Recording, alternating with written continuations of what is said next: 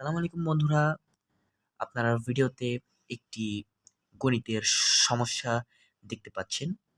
তো এটির আমরা এখন সমাধান করব। এরকম এখানে -12 ইন্টু -11 ইন্টু -10, তারপরে এভাবে করতে করতে পরে হচ্ছে ইন্টু +10 ইন্টু +11, দেন হচ্ছে এখানে উত্তরটা কত আসবে তা আমাদের বের করা লাগবে। তো আসেন আমরা একটু এটা লিখে লিখে করি। সো -12, এখন কিন্তু উত্তর এখানে তো আসবে 0। তো 0-র পরে আবার 1, আবার 2, আবার 3, এভাবে। তো তো অনেকেই এটা বুঝতে পারছেন। তো এখন এরপরে যত সংখ্যাই থাকুক না কেন, এর উত্তর আসবে কিন্তু 0। কারণ আমরা জানি 0-র সাথে আপনি পৃথিবীর যাই গুণ করেন না কেন, এটার উত্তর আসবে হচ্ছে 0।